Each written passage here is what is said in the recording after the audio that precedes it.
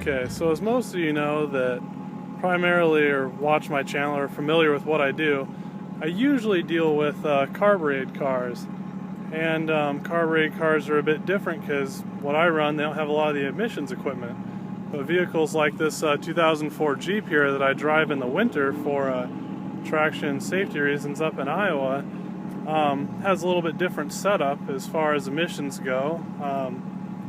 The main topic of today that I want to reference is the EGR valve. Now, I've seen on the internet a lot of people removing these in search of, more power or better efficiency because, common thought, you'd think routing exhaust gases back up into your intake would be, overall pretty bad for efficiency. But I'm here to tell you today that that's a really bad idea.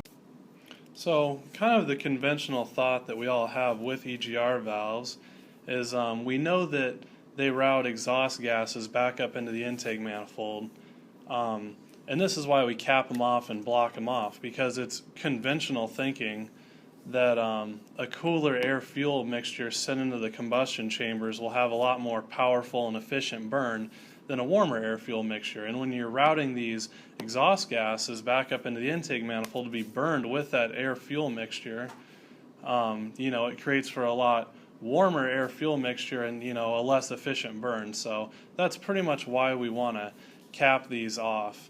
But the difference with EGR valves is that they're not routing exhaust gases up into the intake manifold all the time, as we would conventionally think. Now, how they actually work is under low and part throttle situations and low engine loads. They do supply exhaust gases up into the motor, and I'll explain why that's actually a beneficial thing in a little bit here. But then under higher throttle situations, they actually are closed off and they're not allowing any exhaust gas flow to go back up into the motor. Now, I'm going to explain a little bit about engines here and actually how they work. So every combustion engine has what's called pumping losses. Now, what pumping losses are is efficiency and power lost just from the drawing in of fuel and air. Now, why they get a loss of power out of this is when you're at these lower throttle situations, your throttle blades are pretty much closed. They're barely open, and that cylinder is, as it moves down the chamber, is trying to pull air and fuel in around that throttle blade.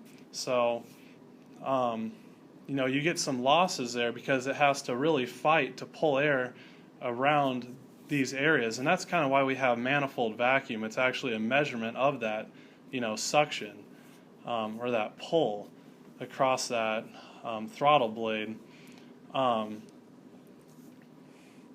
So, you lose a lot of power from that, and there's really no way around that. And to put it in perspective,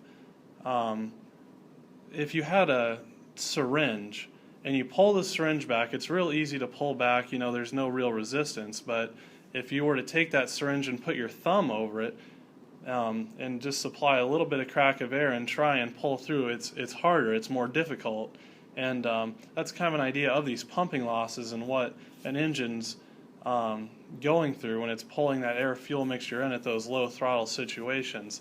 So you can see that you get some losses, and that's why when we do compression tests, we have our throttle all the way open while we're taking our tests, because it'll actually give incorrect readings because of those pumping losses. Now, this is where the EGR valve comes in. It does something really neat. So with those pumping losses, you'll naturally lose power. What the EGR valve will do is when it opens up, and it regulates the amount of airflow that it allows in, but it'll open up in these low throttle situations, so when those cylinders are going down, it'll actually allow in exhaust gases and it'll drop that manifold vacuum down, so it's not getting as much pumping losses, and it doesn't affect the car because it only needs a very small air-fuel charge to propel itself under those very low load situations. So in effect, your EGR valve is actually saving you a lot of efficiency. So your gas mileage, you'll see, if you block this off, you're going to watch your gas mileage drop at cruising situations just for the sheer nature of how it works.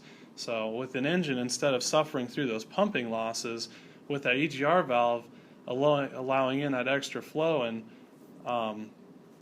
reducing the amount of, air friction that piston really has to fight when it goes down the cylinder, you're really going to help your engine if you leave that EGR valve on.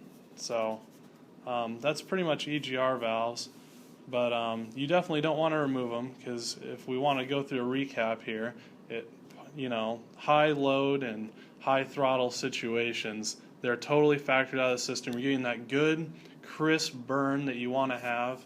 So in that sense, they're not hurting you, and then they're actually helping you on efficiency at part throttle and very low load situations. So anyway, pretty much don't remove your EGR valve.